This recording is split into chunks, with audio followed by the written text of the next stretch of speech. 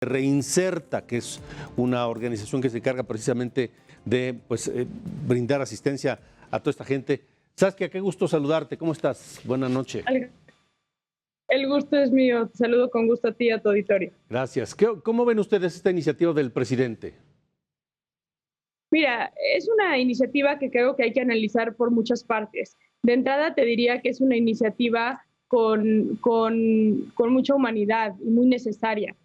Para mí, algo que es muy duro es el reconocer que hay personas que siguen en proceso después de 10 años que tienen delitos no graves. De entrada es algo muy, muy fuerte y muy inhumano. Las cárceles no deberían de funcionar para eso y desafortunadamente hoy por hoy funcionan de manera de venganza y de manera muy punitiva, alejando la justicia real, integral de estas personas. Me parece una propuesta, un decreto muy humano.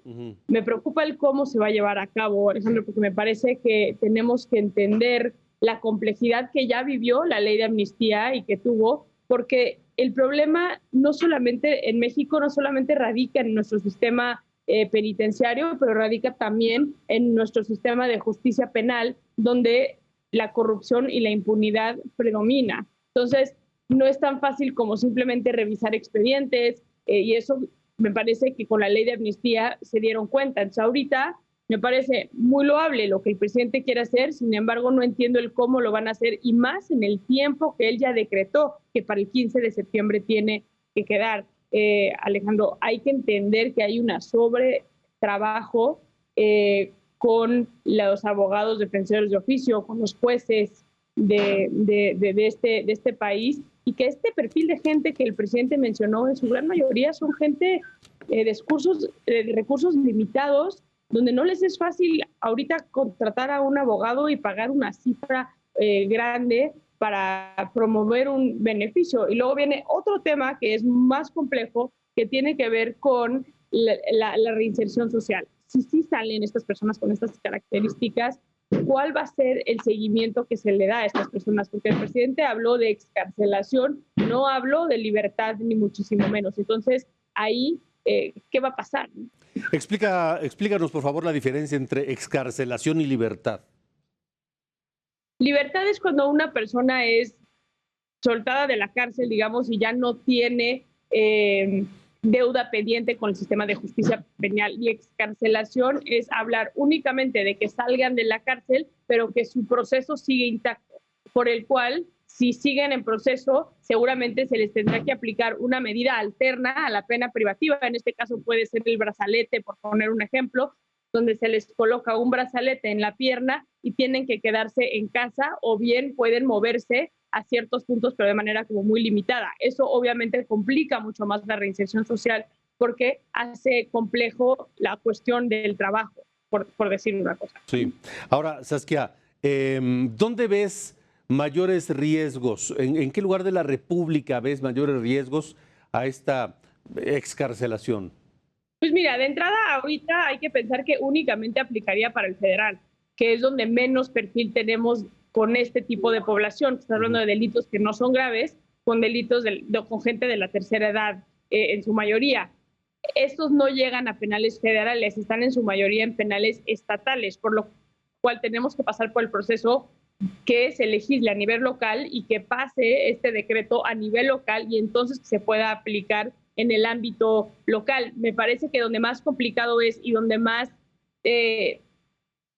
ausencia de justicia tenemos es en el sur del país y en los estados del sur. Ahora, no se trata solamente de abrirle la puerta a esas personas y ya que se las arreglen fuera, ¿no? Es decir, si recuperan su libertad plena, pues y fueron encarcelados o pasaron un tiempo encarcelados injustamente, pues me parece que la responsabilidad del gobierno va más allá. Pues mira, para quienes estuvieron encarcelados de manera injusta, el gobierno tiene que reparar daño, ¿no? Y eso lo han hecho. Hay casos de gente muy conocidas, como el de Yakiri Rubio, por ejemplo, quien la encarcelaron de manera injusta después de que asesinó a su violador. donde sí se le restituyó con un monto. Esto después de casi 4 años de pelear con abogadas y demás. Esto no es algo que se suele dar. Ahora, aquí con este decreto no estamos hablando de injusticia en prisión. Estamos hablando de gente que cometió delitos o que posiblemente cometió delitos no graves y que eso les da la chance de que se entienda que la cárcel no es un lugar apto para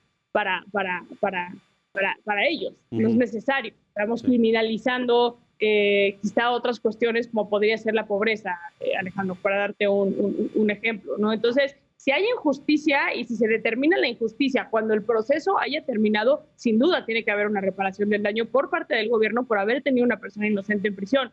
Pero ahorita lo que se pasaría es, se les daría el beneficio de salir de la cárcel para seguir su proceso en libertad. Aquí lo más importante que yo vería es ya denle celeridad a esos casos, porque muchos delitos tipificados en la ley que no son graves ni siquiera alcanzan los 10 años de pena. Entonces estás hablando que ya muchas de esas personas, al tener 10 años en proceso, si se les llegara a sentenciar, ya no nada más cumplieron, pero ya hasta se les debe tiempo en la cárcel por seguir en proceso, ¿no? Entonces es bien delicado. ¿De qué tipo de delitos estamos hablando? Hablabas de delitos no graves, pero ¿como cuáles? Y sobre todo en estos casos de delitos que no ameritan penas de cárcel más allá de 10 años. Los delitos son robo, homicidio culposo, por ejemplo, robo simple, lesiones de contagio, por poner un ejemplo. Sí. Por acá tengo la lista, si quieres darme un segundito, te puedo dar la lista. Pero danos los más importantes.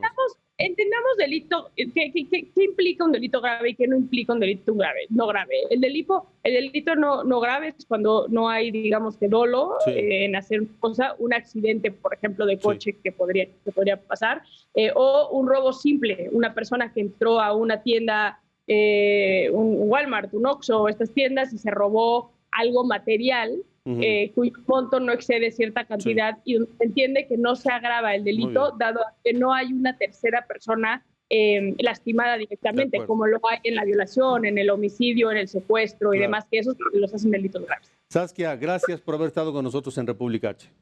Al contrario, un abrazo para ti, tu auditorio, y gracias por abrir los micrófonos este tema. Gracias, Saskia Niño de Rivera.